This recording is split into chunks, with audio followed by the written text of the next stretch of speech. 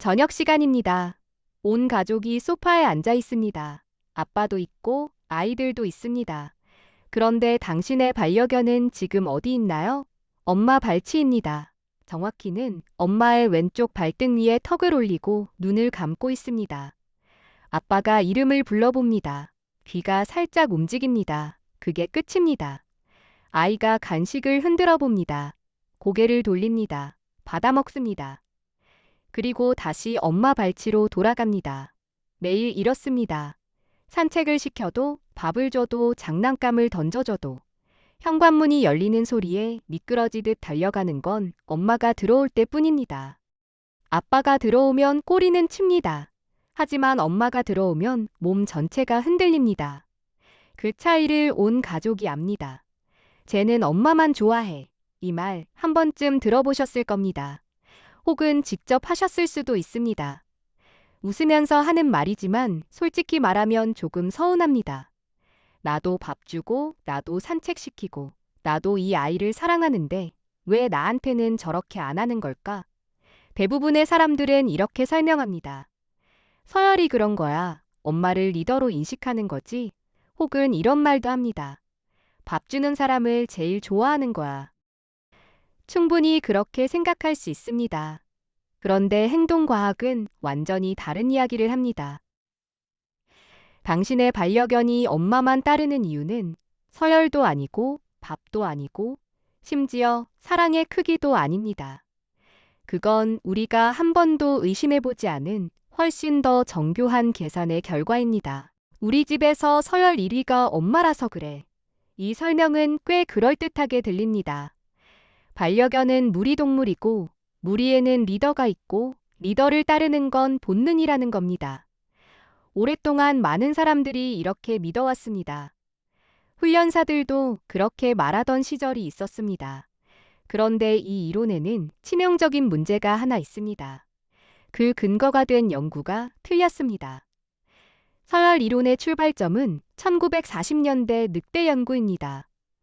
포획된 늑대들을 한 울타리 안에 넣고 관찰했더니 지배적인 개체가 나타나고 복종하는 개체가 나타났습니다. 여기서 알파라는 개념이 탄생했습니다. 그리고 이 개념이 반려견에게까지 그대로 옮겨졌습니다. 문제는 이겁니다. 그 늑대들은 가족이 아니었습니다. 서로 모르는 개체들을 억지로 한 공간에 가둔 겁니다. 낯선 사람들을 좁은 방에 넣으면 힘겨루기가 생기는 것과 같습니다. 자연 상태의 늑대 무리는 전혀 다릅니다. 부모와 자녀로 이루어진 가족 단위입니다. 지배와 복종이 아니라 협력과 돌봄으로 움직입니다. 이 사실을 밝힌 건 아이러니하게도 알파 이론을 처음 대중화한 연구자 본인이었습니다. 그는 수십 년 후에 자신의 이론을 공식적으로 철회했습니다. 그건 잘못된 전제에서 나온 결론이었다고요. 그런데 철회된 이론은 조용히 사라지고 알파라는 단어만 살아남았습니다. 여기서 한 가지 더 생각해 볼 게 있습니다. 서열 이론이 맞다면 반려견은 집에서 가장 강하고 지배적인 사람을 따라야 합니다. 가장 큰 목소리, 가장 큰 체구, 가장 강한 통제력을 가진 사람. 그런데 현실은 어떤가요? 체구가 가장 작은 엄마를 따릅니다. 목소리가 가장 부드러운 사람을 따릅니다. 간식을 가장 적게 주는 사람을 따르는 경우도 있습니다. 서열로는 이 현상을 설명할 수 없습니다. 그렇다면 답은 어떨까요? 결국 먹여주는 손을 따르는 거 아니야? 이것도 한번 따져볼 필요가 있습니다. 만약 이게 사실이라면 밥을 주는 사람이 바뀌면 따르는 대상도 바뀌어야 합니다. 그런데 실제로 밥 당번을 아빠로 바꿔보신 분들은 아실 겁니다. 밥은 아빠한테 받아먹고 다 먹으면 엄마한테 갑니다. 서열도 아닙니다. 밥도 아닙니다. 그러면 대체 뭘까요? 당신의 반려견은 도대체 어떤 기준으로 사람을 고르는 걸까요? 한 가지 장면을 떠올려 보겠습니다. 아침 7시. 엄마가 부엌에 들어갑니다. 수도꼭지를 틀고 찬장을 열고 사료봉지를 꺼냅니다. 당신의 반려견은 이미 부엌 입구에 앉아 있습니다. 엄마가 부엌에 들어가기도 전에요. 슬리퍼 소리만 듣고 움직인 겁니다. 이번엔 아빠가 부엌에 들어가 봅니다. 반려견이 따라올까요? 올 수도 있고 안 올 수도 있습니다. 왜냐하면 아빠가 부엌에 들어가는 건 물을 마시러 갈 수도 있고 냉장고를 열었다 닫을 수도 있고 자기 밥을 차리는 것일 수도 있기 때문입니다. 차이가 보이시나요? 엄마의 부엌 진입은 하나의 의미입니다. 밥. 아빠의 부엌 진입은 여러 개의 의미입니다. 물, 간식, 자기 밥, 아무것도 아닌 것. 반려견의 입장에서 엄마의 행동은 예측 가능합니다. 아빠의 행동은 예측하기 어렵습니다. 이건 단순한 습관의 문제가 아닙니다. 행동학자들은 이것을 행동의 신호가치라고 설명합니다. 쉽게 말하면 이런 겁니다. 어떤 사람의 특정 행동이 특정 결과로 이어지는 확률이 높을수록 반려견은 그 사람의 행동을 더 열심히 관찰합니다. 그 사람의 움직임 하나하나가 의미 있는 정보가 되기 때문입니다. 엄마가 신발을 신으면 산책입니다. 엄마가 가방을 들면 외출입니다. 엄마가 소파에 앉으면 쉬는 시간입니다. 하나의 행동, 하나의 결과. 반려견에게 엄마는 읽기 쉬운 책과 같습니다. 다음 페이지에 뭐가 나올지 알 수 있는 책. 반면 아빠는 어떤가요? 신발을 신어도 쓰레기를 버리러 갈 수 있고, 산책을 갈 수도 있고, 차에서 뭘 가지러 갈 수도 있습니다. 같은 행동인데 결과가 매번 다릅니다. 반려견 입장에서는 읽기 어려운 책입니다. 다음 페이지를 예상할 수가 없습니다. 여기서 중요한 건 이겁니다. 반려견이 엄마를 더 사랑해서 따르는 게 아닙니다. 엄마의 행동에서 더 많은 정보를 얻을 수 있기 때문에 따르는 겁니다. 혹시 여러분의 반려견도 특정 사람의 움직임에만 유독 빠르게 반응하지 않나요? 그 사람이 일어서면 같이 일어서고, 그 사람이 방을 옮기면 같이 옮기고, 그 사람의 손만 유독 집중해서 바라보는 거요. 그건 살할 편애가 아닙니다. 정보 추적입니다. 반려견은 자기 삶에서 중요한 사건들, 밥, 산책, 외출, 놀이, 이런 것들이 언제 일어날지 예측하고 싶어 합니다. 그리고 그 예측을 가능하게 해주는 사람을 가장 가까이에서 관찰합니다. 마치 일기예보를 가장 잘 맞히는 채널을 매일 틀어놓는 것처럼요. 그런데 여기서 정말 흥미로운 건 따로 있습니다. 예측 가능성만으로는 설명이 안 되는 부분이 하나 있거든요. 예측 가능성이 전부라면 가장 규칙적인 사람을 따라야 합니다. 매일 같은 시간에 밥을 주고 같은 시간에 산책을 시키는 사람. 그런데 현실에서는 그렇지 않은 경우도 많습니다. 엄마가 출장을 갑니다. 일주일 동안 아빠가 밥도 주고 산책도 시키고 모든 일과를 엄마와 똑같이 합니다. 일주일 뒤 엄마가 돌아옵니다. 현관문이 열립니다. 반려견은 어디로 갈까요? 엄마에게 갑니다. 일주일 동안 모든 걸 해준 아빠를 지나쳐서 곧장 엄마에게 갑니다. 예측 가능성만으로는 이게 설명이 안 됩니다. 뭔가 더 깊은 게 있다는 뜻입니다. 2013년 오스트리아 빈 대학 연구팀이 반려견의 애착 행동을 실험했습니다.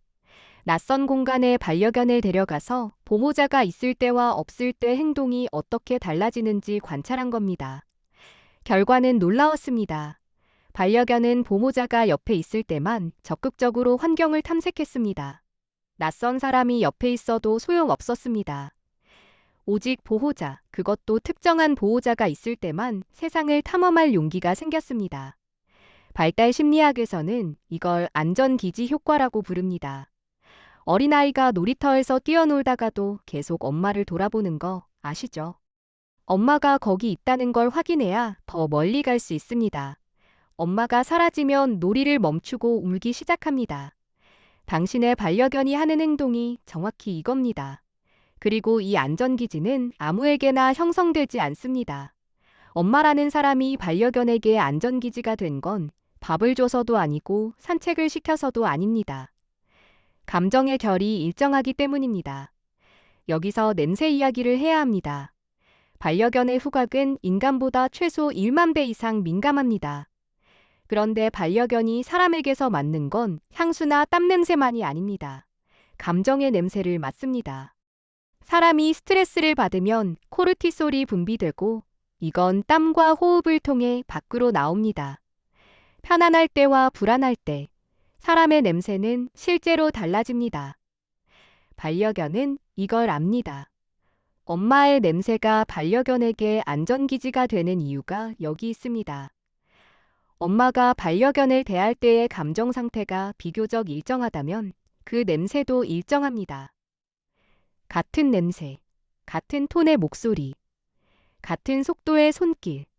반려견에게 이건 세상에서 가장 강력한 안정 신호입니다. 사실 밴둥이한테도 정확히 이런 게 있었습니다.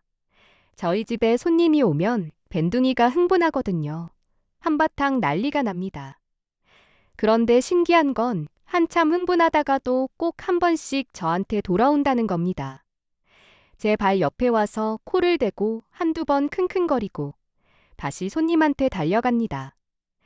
예전에는 그냥 왔다 갔다 하네 했는데 지금은 압니다. 밴둥이가 돌아와서 맡은 건 제 냄새가 아니었어요. 안전을 맡은 거였습니다. 괜찮구나, 여기 있구나. 그걸 확인하고 다시 세상으로 나간 겁니다. 이게 안전기지입니다. 그리고 이건 예측 가능성보다 더 깊은 층위에서 작동합니다. 당신의 반려견이 엄마만 따르는 진짜 이유가 서서히 윤곽을 드러내고 있습니다.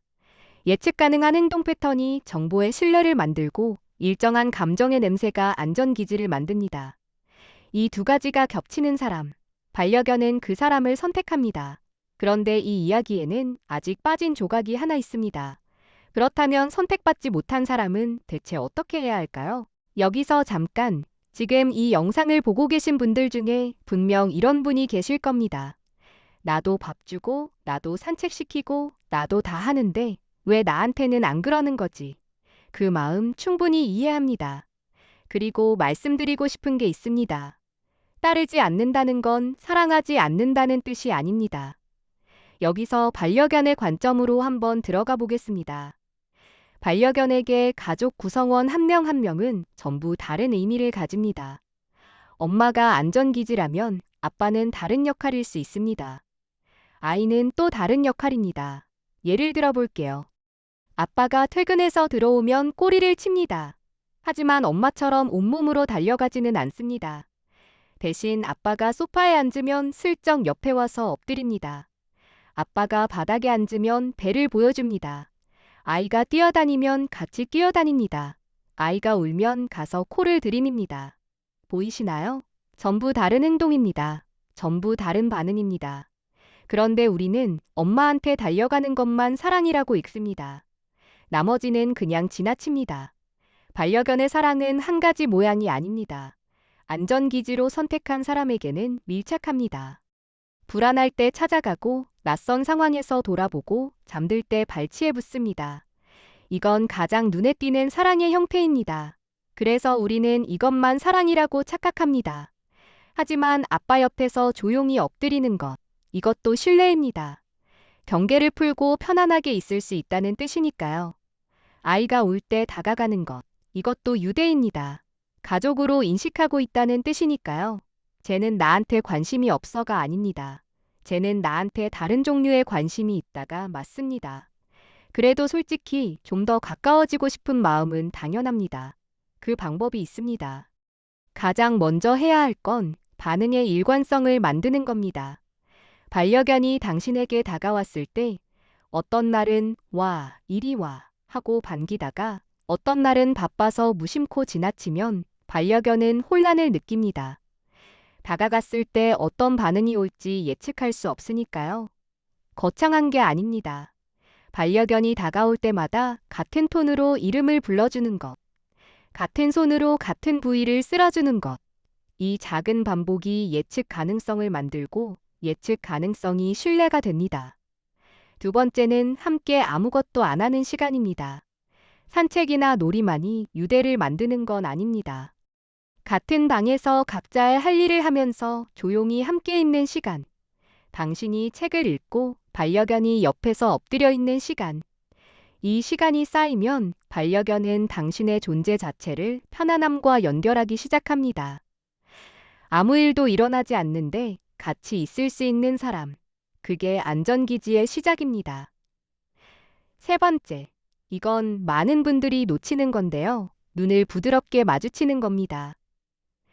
2015년 일본 아자부 대학 연구팀이 보호자와 반려견 30쌍을 대상으로 실험했습니다.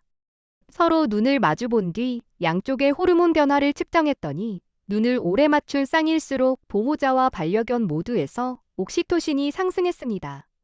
이건 엄마가 갓 태어난 아기를 처음 안았을 때 분비되는 바로 그 물질입니다.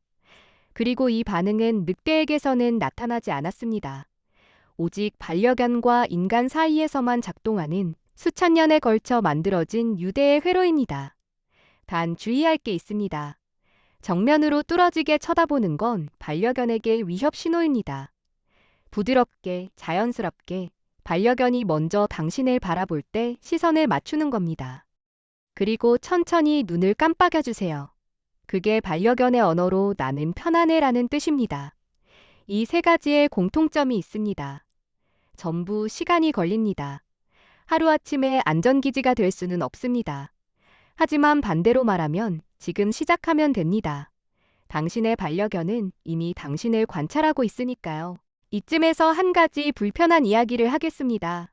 객관적으로 반려견이 한 사람만 따르는 건 나머지 가족에게 상처가 됩니다. 나는 사랑받지 못하는 사람인가 하는 생각이 들 수 있습니다. 그 감정은 틀린 게 아닙니다. 진짜입니다. 그리고 반려견의 입장에서 보면 이건 더 냉정한 이야기가 됩니다.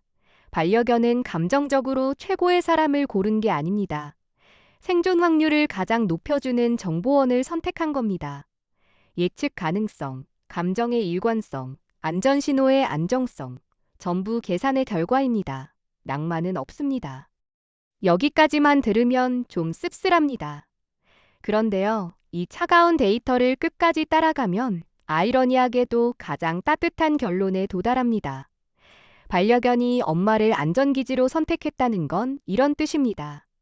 이 세상의 모든 소리, 모든 냄새, 모든 낯선 것들 앞에서 이 아이가 유일하게 여기는 괜찮아 라고 느끼는 존재가 있다는 겁니다. 그 존재의 심장 소리를 들으면 눈이 감기고, 그 존재의 발소리를 들으면 꼬리가 올라가고, 그 존재가 방을 나가면 세상의 절반이 사라지는 것처럼 불안해지는 겁니다. 그게 엄마입니다. 그리고 선택받지 못했다고 생각한 아빠. 당신 옆에서 조용히 엎드려 있던 그 시간을 떠올려 보세요. 반려견이 경계를 완전히 풀고 배를 보여주던 그 순간을 떠올려 보세요. 당신이 슬퍼 보이는 날, 평소에 안 하던 행동으로 코를 들이밀던 그 순간을요. 이 아이는 당신을 무시한 적이 없습니다. 당신에게도 역할을 준 겁니다. 당신이 잊지 못했을 뿐입니다. 반려견의 사랑은 한 사람에게만 주어지는 게 아닙니다. 한 사람에게만 같은 방식으로 주어지지 않을 뿐입니다. 처음 장면으로 돌아가겠습니다. 저녁 시간, 온 가족이 소파에 앉아 있습니다. 당신의 반려견은 엄마 발치에 턱을 올리고 눈을 감고 있습니다. 그 장면이 이제 다르게 보이시나요? 그건 편애가 아니었습니다. 이 아이가 세상에서 가장 읽기 쉽고 가장 안정적이고 가장 예측 가능한 안전을 향해 몸을 기댄 것이었습니다. 수천 년의 진화가 이 아이에게 가르친 단 하나의 생존 전략이었습니다. 안전한 곳을 찾아라. 그리고 거기 머물러라. 그리고 그 옆에 앉아있는 아빠, 아이, 가족 모두. 당신의 반려견은 지금 이 소파 위에서 가족 전체의 냄새에 둘러싸여 자기 삶에서 가장 평화로운 순간을 보내고 있는 겁니다. 엄마 발치에 턱을 올리고 있지만 당신이 일어서면 귀가 움직일 겁니다. 당신이 방을 나가면 고개를 들 겁니다. 당신이 사라지면 이 아이의 세상은 그만큼 줄어듭니다. 그러니까 오늘 밤 반려견이 또 엄마한테만 가더라도 서운해하지 마세요. 대신 가만히 지켜보세요. 그 아이의 귀가 당신 쪽을 향하고 있는지, 당신이 움직일 때 눈동자가 따라오는지. 아마 그럴 겁니다. 늘 그래왔을 겁니다. 우리가 몰랐을 뿐입니다.